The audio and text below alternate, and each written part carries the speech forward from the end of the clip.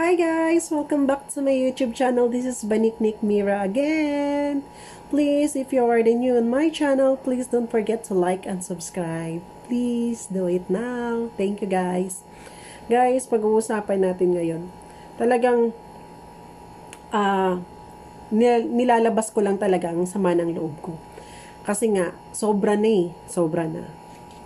Kasi nga, yung mga nakikita ko, nababasa ko sa Facebook, grabe sobrang nila, mga iba-ibang mga batikos na mga binabato nila sa gobyerno.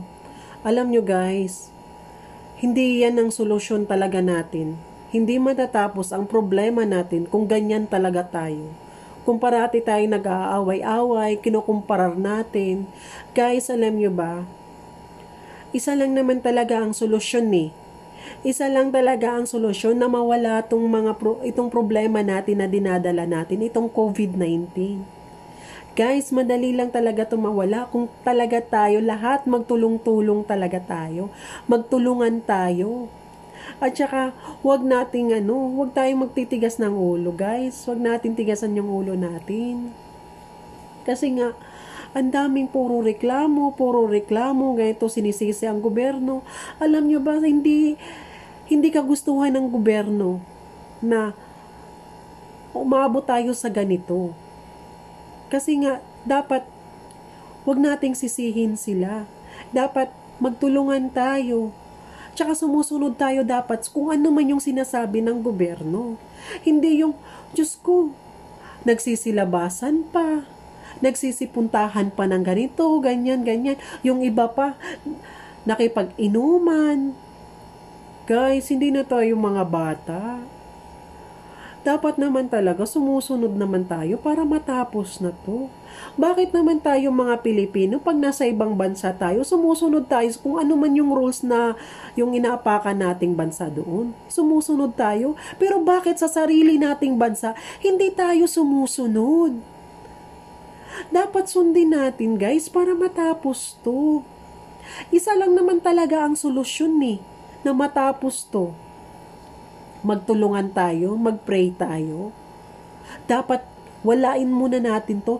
Dapat hindi to yung time na mag-away-away tayo, lalong-lalo na sa mga politiko. Na sinisisi natin sila, asa na ba sila, ganyan na ba sila. Dapat hindi to yung time na mag-away-away. Dapat magtulungan tayo para matapos to, para balik normal yung pamumuhay natin. Kasi kung hindi tayo magtutulungan guys, matatagalan talaga tayo. Gusto nyo ba na hanggang ganito na lang, yung natin? Diyos ko, maawa naman tayo sa mga anak natin.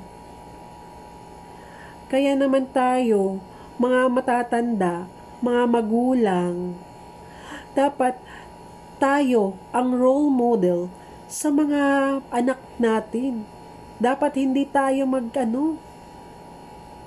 yung katigasan ba ng ulo natin. Diyos ko, nakikita ko, ang dami talaga nagsilabasan, yung iba nagiinuman pa, ang daming iba dyan nagre-reklamo pa, wala na daw makain, wala na daw pambili ng gatas, pero may pambili ng alak.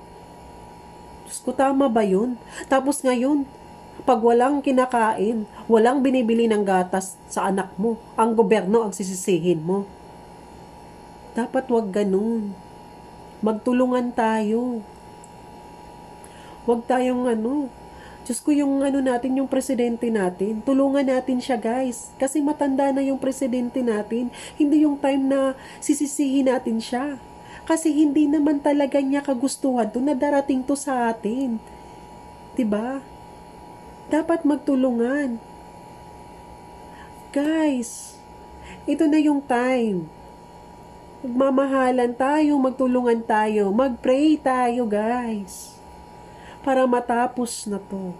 Ito lang talaga ang masasabi ko. Huwag na tayong magrereklamo. Huwag na nating batikusin pa yung mga sino-sino dyan. Alam nyo guys, ito lang talaga ang number one na solusyon talaga natin. Please. And thank you na pinapakinggan nyo ako.